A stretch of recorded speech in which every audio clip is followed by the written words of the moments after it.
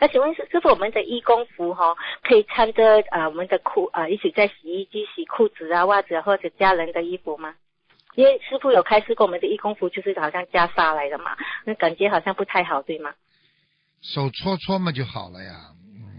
手搓搓要分开比较好。当然了，手搓就不要放在洗衣机里，你尤其跟内衣内裤不能放在一起洗的。没有内衣内裤了，只是说有时会放内衣内裤，有些同学也会这样，就是包括袜子啊、裤子啊这样的。